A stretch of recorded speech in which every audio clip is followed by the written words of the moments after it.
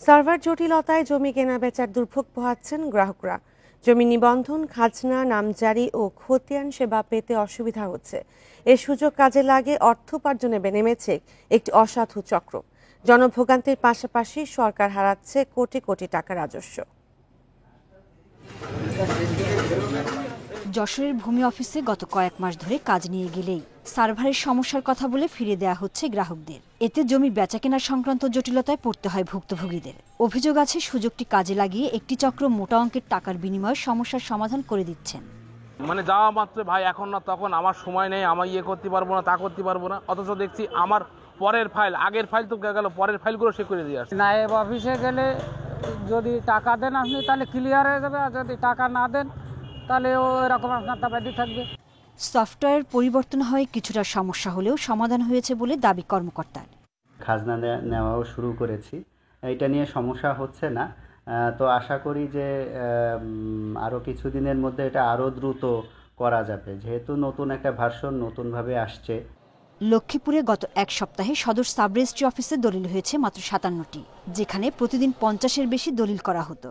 একই চিত্র জেলার অন্য অফিসেও। চিকিৎসার প্রয়োজন, বিয়ে সহ নানা কারণে সম্পত্তি হস্তান্তর করতে না পারায় ভোগান্তিতে গ্রাহক। রাষ্ট্রীয় অফিসে দীর্ঘদিন যাবৎ দলিল লেখালেখি হচ্ছে না, এতে করে সাধারণ মানুষের খুবই ভোগান্তির মধ্যে দিন পার করতেছে। গ্রাহকদের অভিযোগ, জেলা সাব রেজিস্ট্রারকে দলিল ভেদে 50,000 থেকে লাখ টাকা না দিলে কাজ হচ্ছে না। 50,000 থেকে 1 লাখ টাকা পর্যন্ত তারা ঘুষ নিয়ে থাকেন এবং প্রতিনিয়তই মানুষ বিভিন্নভাবে হয়রানি হচ্ছে। তবে এ বিষয়ে কিছু বলতে রাজি হননি sub registrar Lokman Hossain. 26 November থেকে ভূমি সেবা অনলাইন সার্ভারের সমস্যার পর থেকে দেখা দেয় দুর্ভোগ। পাশাপাশি দলিল করতে না পারায় অলস সময় কাটাচ্ছেন দলিল লেখকরা। সোহেলি জাহান, ইন্ডিপেন্ডেন্ট নিউজ। আর এই নিয়ে আরো জানাতে টাঙ্গাইল থেকে যুক্ত হচ্ছেন সহকর্মী মামুনুর রহমান। মামুন, জমি কেনা বেচায় সার্ভার জটিলতার কি প্রভাব পড়েছে টাঙ্গাইলে? জমি বেচা কেনার উপরে কিন্তু সার্ভারের একটি প্রভাব রয়েছে। আপনি জানেন যে এখন জমি হস্তান্তর করতে গেলে যেসব কাজ করতে হয়, খাজনা খারিজ সম্পন্ন করতে হয়, তো এই কাজগুলি কিন্তু ব্যাহত। 26শে নভেম্বর থেকে অনলাইন জটিলতার কারণে অনেকেই তাদের খাজনা দিতে পারছে না। অনলাইনে তারা জমির যেসব কাজ করার প্রয়োজন ভূমি অফিসগুলোতে, সেই কাজগুলি তারা করতে পারছে না। তো এই বিষয়ে আমরা কথা বলেছিলাম একজন ভূমি কর্মকর্তার সাথে। তিনি যেটা বলেছেন যে 26শে নভেম্বর থেকে জটিলতা শুরু হয়েছে, তবে সবসময় যে জটিলতা থাকে তা না, মাঝে মাঝে এই জটিলতা থাকে।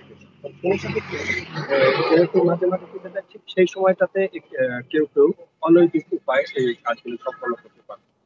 স্বাভাবিক গতিতে যে পরিমাণ জমি রেজিস্ট্রি হয় বা হস্তান্তর হয় জেলা জুড়েই, তো এটা কিন্তু এখন অনেকটাই কমেছে। আমরা যারা দলিল লেখক রয়েছে তাদের সাথে কথা বলেছি এবং ভূমি কর্মকর্তার সাথে কথা বলেছি, এবং যারা জমি হস্তান্তর করতে চাচ্ছে এদের দু একজনের সাথে কথা হয়েছে। তারা যেটা বলছে যে, আমি এক গ্রাহকের সাথে কথা বলেছেন, তিনি যেটা বলেছেন যে প্রায় 1 মাস যাবত তিনি ঘুরছেন, কিন্তু অনলাইনে কারবার জটিলতার কারণে তিনি তার খাজনা এবং জমি যে খারিজ করবে সেটি করতে পারছেন, যে কারণে সে তার খুব প্রয়োজন, তারপরেও কিন্তু জমি হস্তান্তর করতে পারছে না। তো এই বিষয়ে সংশ্লিষ্ট কর্তৃপক্ষের সাথে কথা বলে যেটা জানতে পেরেছি যে দ্রুততম সময়ের মধ্যে এই সার্ভারের যে জটিলতা রয়েছে সেটি নিরসন হবে। এবং ভূমি কর্মকর্তারা কিন্তু বলছে যে একদম যে বন্ধ রয়েছে বিষয়টি তেমন না, তারা মাঝে মাঝেই সেটা খুলছে। এই হচ্ছে আমার কাছে টাঙ্গাইল থেকে জটিলতার সর্বশেষ। সার্ভার জটিলতা নিয়ে টাঙ্গাইল থেকে জানাচ্ছিলেন সহকর্মী মামুনুর রহমান।